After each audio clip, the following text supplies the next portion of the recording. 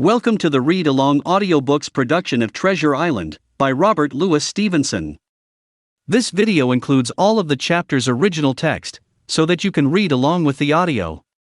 Remember to subscribe with the notification bell turned on, so you will be notified whenever we post a new audiobook.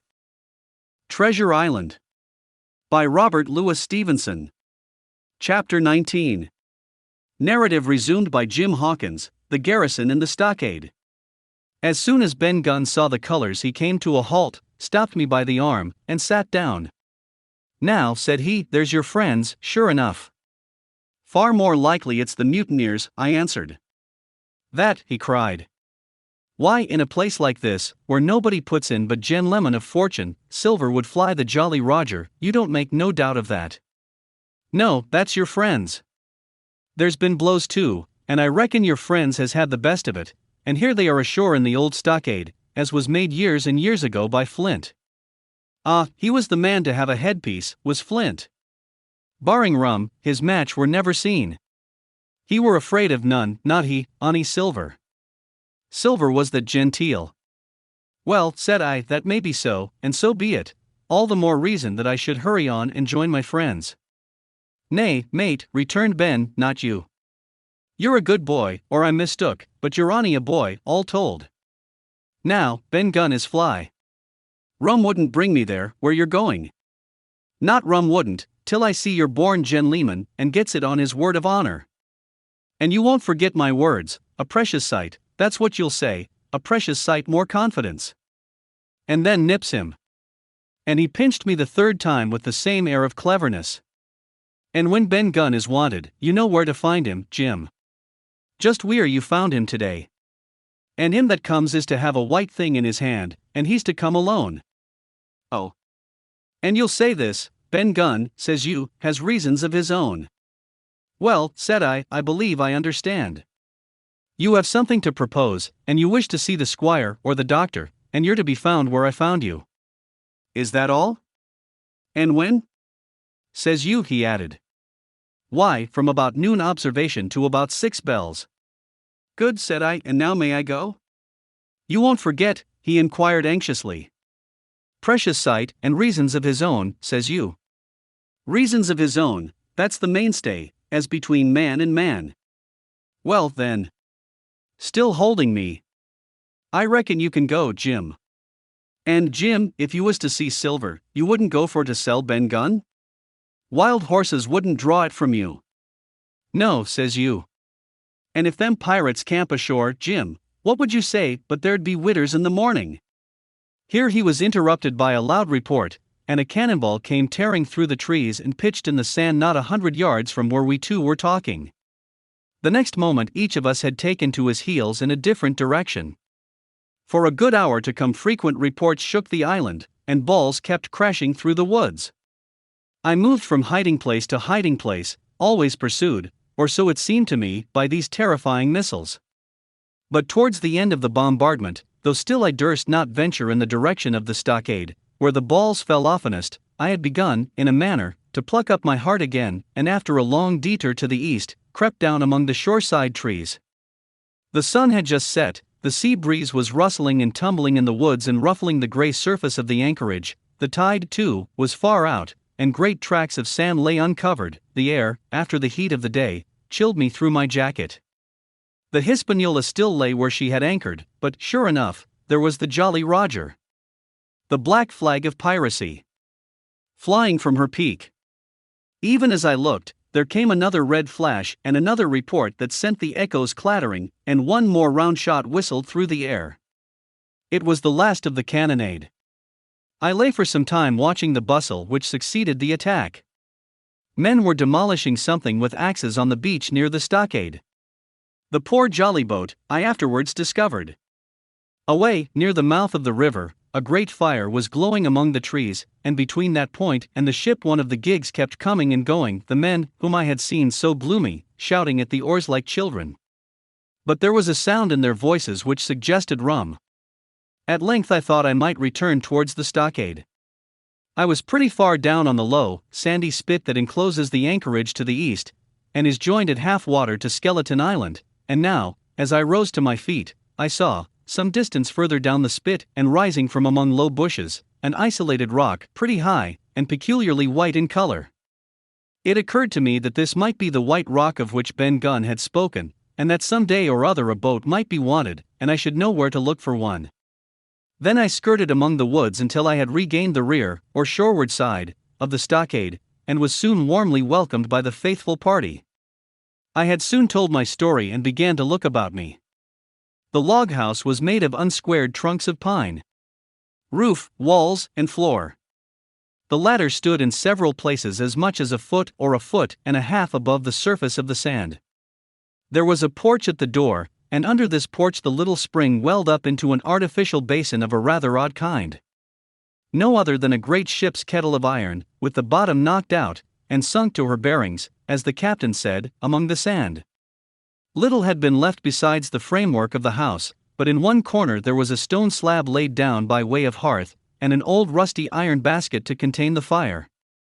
The slopes of the knoll and all the inside of the stockade had been cleared of timber to build the house, and we could see by the stumps what a fine and lofty grove had been destroyed. Most of the soil had been washed away or buried in drift after the removal of the trees. Only where the streamlet ran down from the kettle a thick bed of moss and some ferns and little creeping bushes were still green among the sand. Very close around the stockade. Too close for defense, they said. The wood still flourished high and dense, all of fir on the land side, but towards the sea with a large admixture of live oaks. The cold evening breeze, of which I have spoken, whistled through every chink of the rude building and sprinkled the floor with a continual rain of fine sand. There was sand in our eyes, sand in our teeth, sand in our suppers, sand dancing in the spring at the bottom of the kettle, for all the world like porridge beginning to boil. Our chimney was a square hole in the roof. It was but a little part of the smoke that found its way out, and the rest eddied about the house and kept us coughing and piping the eye. Add to this that Gray, the new man, had his face tied up in a bandage for a cut he had got in breaking away from the mutineers, and that poor old Tom Redruth, still unburied, lay along the wall, stiff and stark, under the Union Jack. If we had been allowed to sit idle, we should all have fallen in the blues, but Captain Smollett was never the man for that. All hands were called up before him, and he divided us into watches. The doctor and Gray and I for one, the squire, Hunter, and Joyce upon the other. Tired though we all were, 2 were sent out for firewood, 2 more were set to dig a grave for Redruth. The doctor was named cook, I was put sentry at the door, and the captain himself went from one to another, keeping up our spirits and lending a hand wherever it was wanted. From time to time the doctor came to the door for a little air, and to rest his eyes, which were almost smoked out of his head, and whenever he did so, he had a word for me. "That man Smollett," he said once, "is a better man than I am. And when I say that it means a deal, Jim." Another time he came and was silent for a while. Then he put his head on one side and looked at me. "Is this Ben Gunn a man?" he asked. "I do not know, sir," said I. "I am not very sure whether he's sane." "If there's any doubt about the matter, he is," returned the doctor.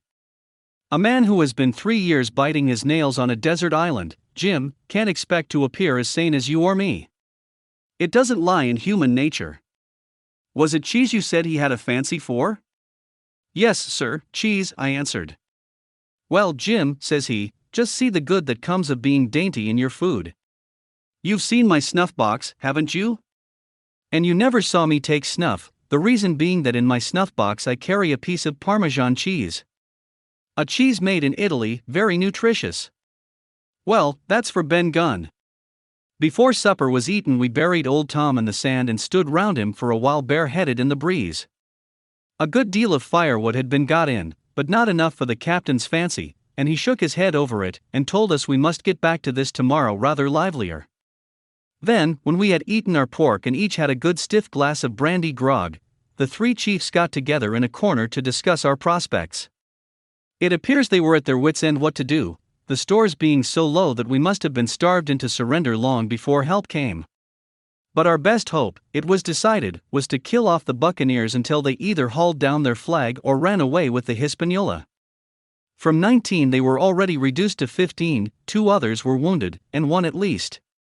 The man shot beside the gun. Severely wounded, if he were not dead. Every time we had a crack at them, we were to take it, saving our own lives, with the extremest care.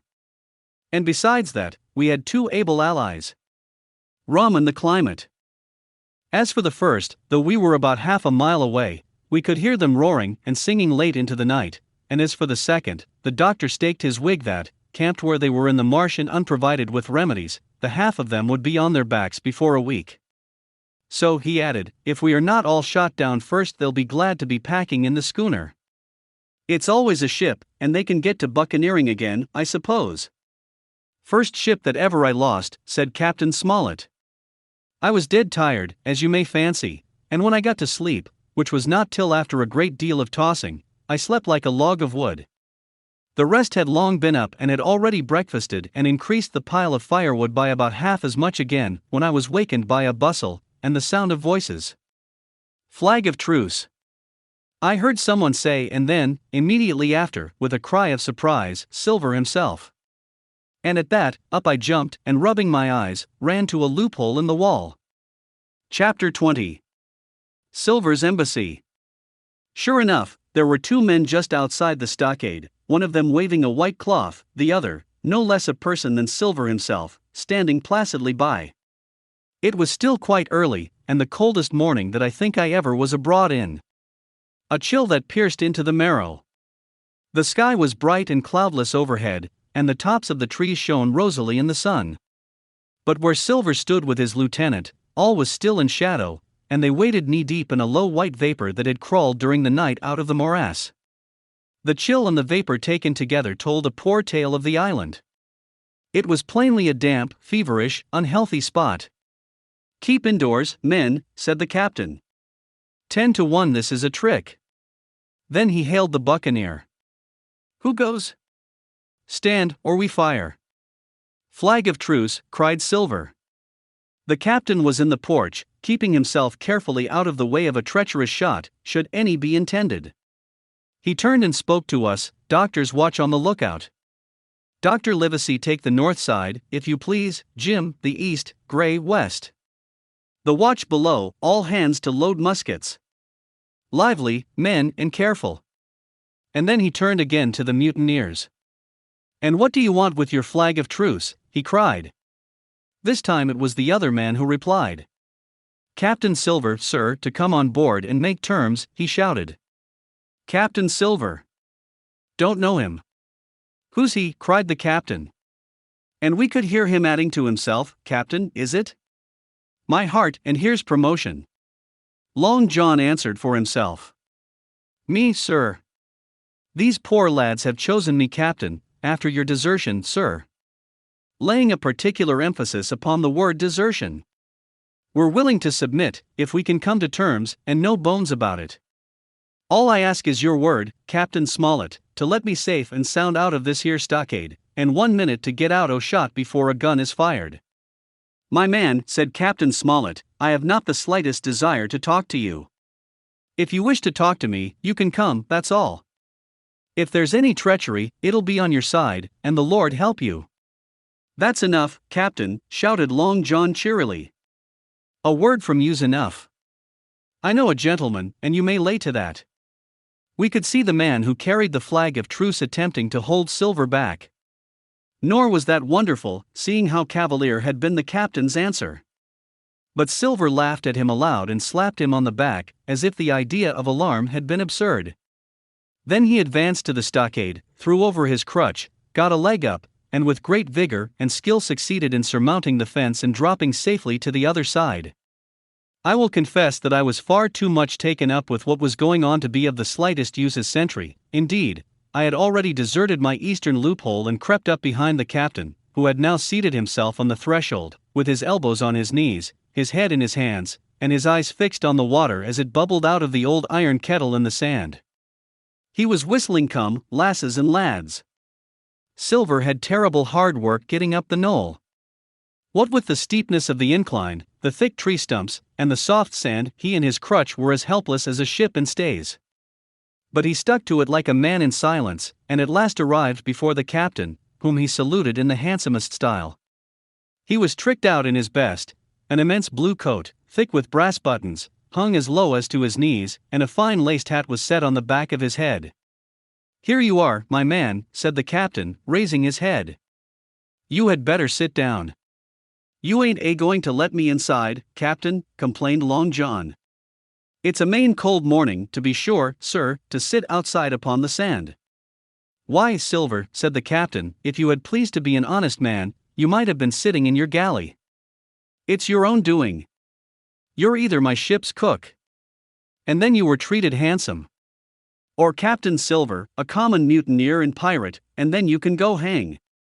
"Well, well, Captain," returned the sea cook, sitting down as he was bidden on the sand, "you'll have to give me a hand up again, that's all. A sweet pretty place you have of it here. Ah, there's Jim. The top of the morning to you, Jim.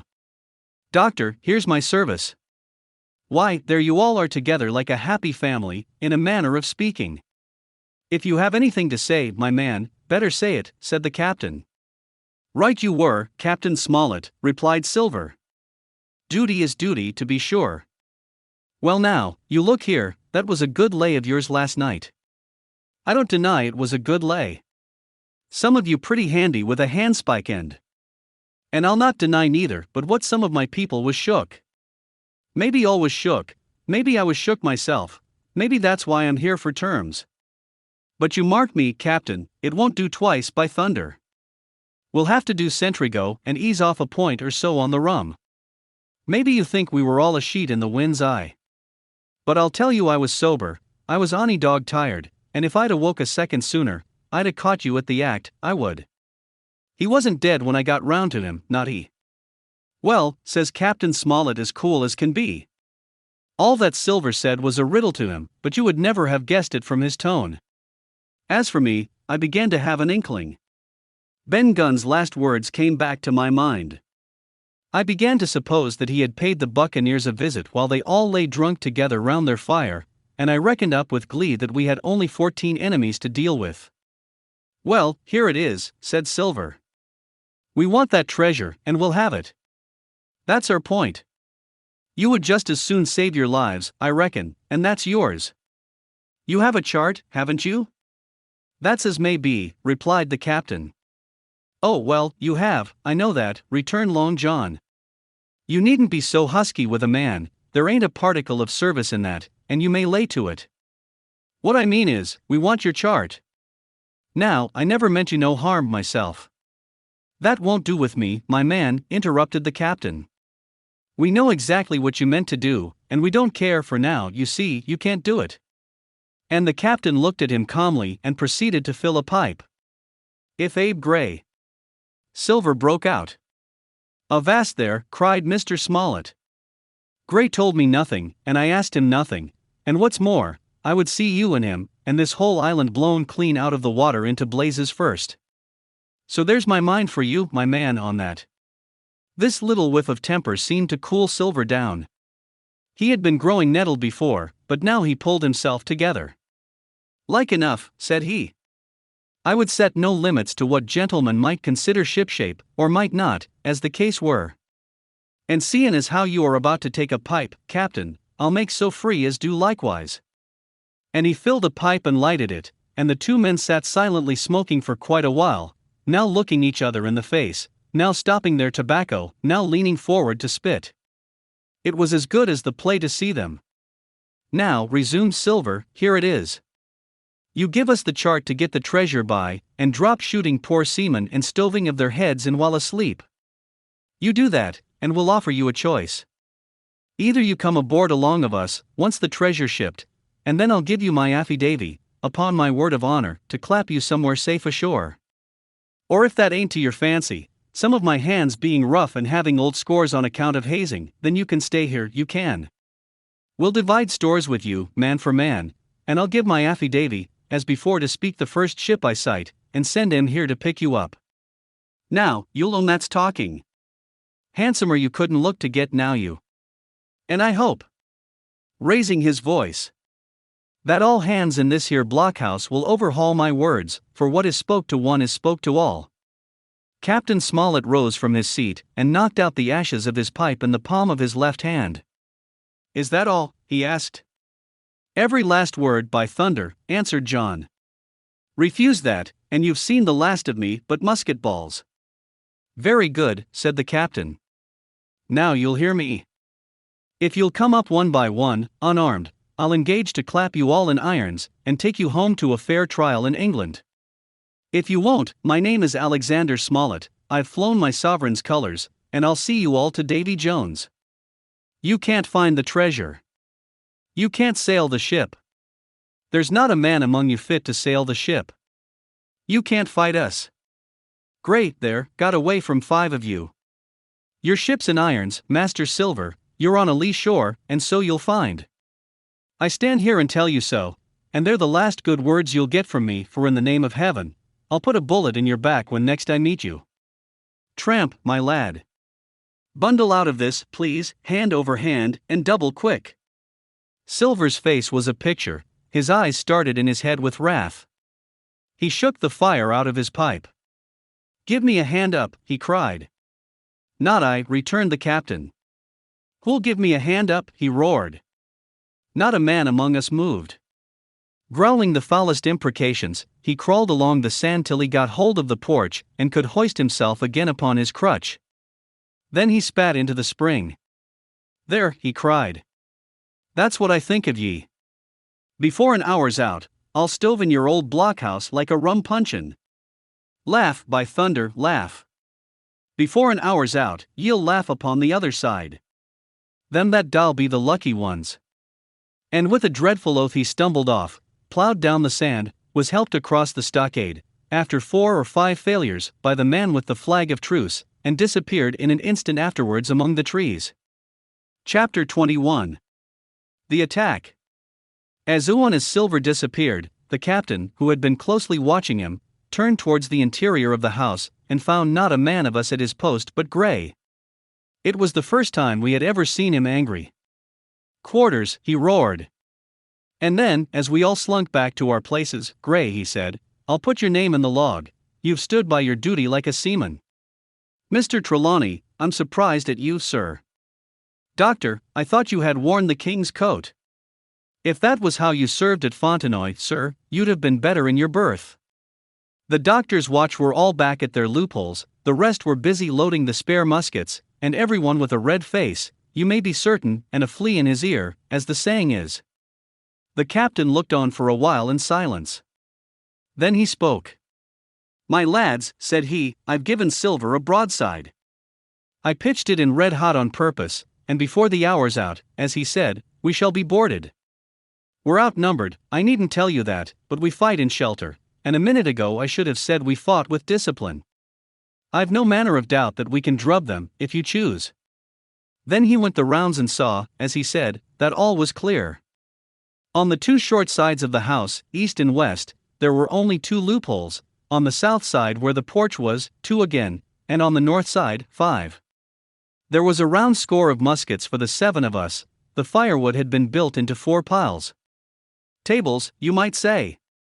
One about the middle of each side, and on each of these tables some ammunition and 4 loaded muskets were laid ready to the hand of the defenders. In the middle, the cutlasses lay ranged. Toss out the fire, said the captain, the chill is past, and we mustn't have smoke in our eyes. The iron fire basket was carried bodily out by Mr. Trelawney, and the embers smothered among sand. Hawkins hasn't had his breakfast. Hawkins, help yourself and back to your post to eat it, continued Captain Smollett. Lively, now, my lad, you'll want it before you've done.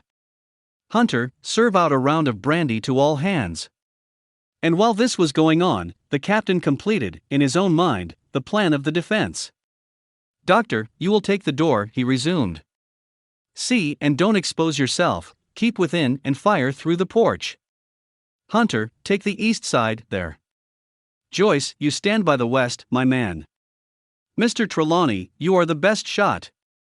You and Gray will take this long north side, with the 5 loopholes, it's there the danger is. If they can get up to it and fire in upon us through our own ports, things would begin to look dirty. Hawkins, neither you nor I are much account at the shooting, will stand by to load and bear a hand. As the captain had said, the chill was past. As soon as the sun had climbed above our girdle of trees, it fell with all its force upon the clearing and drank up the vapors at a draught. Soon the sand was baking and the resin melting in the logs of the blockhouse. Jackets and coats were flung aside, shirts thrown open at the neck and rolled up to the shoulders, and we stood there, each at his post, in a fever of heat and anxiety. An hour passed away. "Hang them," said the captain. "This is as dull as the doldrums. Gray, whistle for a wind." And just at that moment came the first news of the attack. "If you please, sir," said Joyce, "if I see anyone, am I to fire?" "I told you so," cried the captain. "Thank you, sir," returned Joyce with the same quiet civility. Nothing followed for a time, but the remark had set us all on the alert, straining ears and eyes. The musketeers with their pieces balanced in their hands, the captain out in the middle of the blockhouse with his mouth very tight and a frown on his face. So some seconds passed, till suddenly Joyce whipped up his musket and fired. The report had scarcely died away ere it was repeated and repeated from without in a scattering volley, shot behind shot, like a string of geese, from every side of the enclosure. Several bullets struck the log-house, but not one entered, and as the smoke cleared away and vanished, the stockade and the woods around it looked as quiet and empty as before. Not a bough waved, not the gleam of a musket barrel betrayed the presence of our foes. "Did you hit your man?" asked the captain. "No, sir," replied Joyce. "I believe not, sir." "Next best thing to tell the truth," muttered Captain Smollett. "Load his gun, Hawkins." "How many should say there were on your side, Doctor?" "I know precisely," said Dr. Livesey. "3 shots were fired on this side. I saw the 3 flashes. 2 close together. 1 farther to the west." "3," repeated the captain. "And how many on yours, Mr. Trelawney?" But this was not so easily answered. There had come many from the north.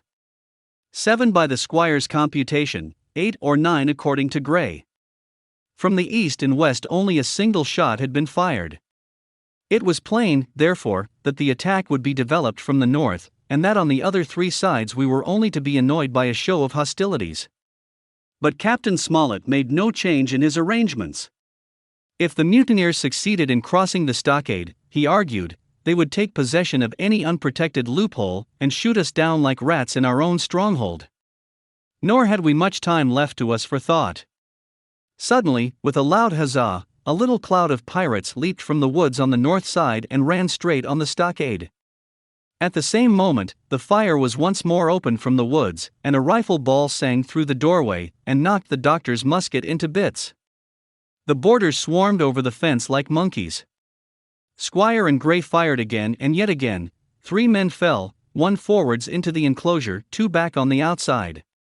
But of these, 1 was evidently more frightened than hurt, for he was on his feet again in a crack and instantly disappeared among the trees. 2 had bit the dust, 1 had fled, 4 had made good their footing inside our defenses, while from the shelter of the woods 7 or 8 men, each evidently supplied with several muskets, kept up a hot though useless fire on the log house. The 4 who had boarded made straight before them for the building, shouting as they ran, and the men among the trees shouted back to encourage them. Several shots were fired, but such was the hurry of the marksmen that not one appears to have taken effect. In a moment, the 4 pirates had swarmed up the mound and were upon us. The head of Job Anderson, the boatswain, appeared at the middle loophole. "At 'em, all hands! All hands!" he roared in a voice of thunder. At the same moment, another pirate grasped Hunter's musket by the muzzle, wrenched it from his hands, plucked it through the loophole, and with one stunning blow, laid the poor fellow senseless on the floor. Meanwhile a third, running unharmed all around the house, appeared suddenly in the doorway and fell with his cutlass on the doctor. Our position was utterly reversed. A moment since we were firing, under cover, at an exposed enemy. Now it was we who lay uncovered and could not return a blow. The log house was full of smoke, to which we owed our comparative safety. Cries and confusion, the flashes and reports of pistol shots, and one loud groan rang in my ears. "Out, lads, out, and fight 'em in the open!" "Cutlasses!" cried the captain. I snatched a cutlass from the pile, and someone, at the same time snatching another, gave me a cut across the knuckles which I hardly felt. I dashed out of the door into the clear sunlight. Someone was close behind, I knew not whom. Right in front, the doctor was pursuing his assailant down the hill, and just as my eyes fell upon him, beat down his guard and sent him sprawling on his back with a great slash across the face. "Round the house, lads! Round the house!" cried the captain, and even in the hurly-burly, I perceived a change in his voice. Mechanically I obeyed, turned eastwards, and with my cutlass raised, ran round the corner of the house.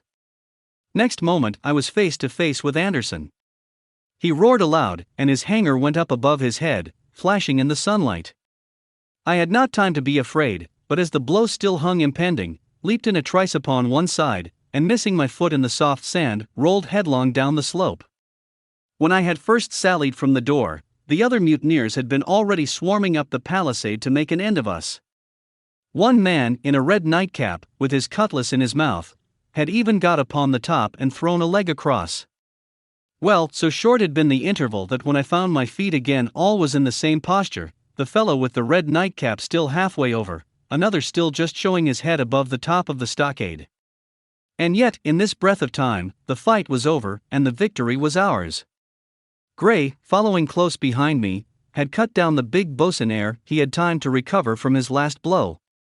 Another had been shot at a loophole in the very act of firing into the house, and now lay in agony, the pistol still smoking in his hand. A third, as I had seen, the doctor had disposed of at a blow. Of the four who had scaled the palisade, one only remained unaccounted for, and he, having left his cutlass on the field, was now clambering out again with the fear of death upon him. "Fire!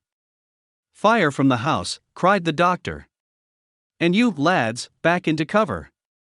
But his words were unheeded, no shot was fired, and the last boarder made good his escape and disappeared with the rest into the wood. In 3 seconds nothing remained of the attacking party, but the 5 who had fallen, 4 on the inside and 1 on the outside of the palisade. The doctor and Gray and I ran full speed for shelter. The survivors would soon be back where they had left their muskets, and at any moment the fire might recommence. The house was by this time somewhat cleared of smoke, and we saw at a glance the price we had paid for victory. Hunter lay beside his loophole, stunned, Joyce by his, shot through the head, never to move again, while right in the center, the squire was supporting the captain, one as pale as the other. "The captain's wounded," said Mr. Trelawney. "Have they run?" asked Mr. Smollett. "All that could, you may be bound," returned the doctor, "but there's 5 of them will never run again." "5," cried the captain. "Come, that's better. 5 against 3 leaves us 4 to 9. That's better odds than we had at starting. We were 7 to 19 then, or thought we were, and that's as bad to bear." The mutineers were soon only 8 in number, for the man shot by Mr. Trelawney on board the schooner died that same evening of his wound. But this was, of course, not known till after by the faithful party. This is the end of the chapter. We have linked to the next chapter on this screen, or please feel free to visit our channel to explore the other titles we have available. Please remember to subscribe with the notification bell turned on, so you will be notified whenever we post a new audiobook. Thank you.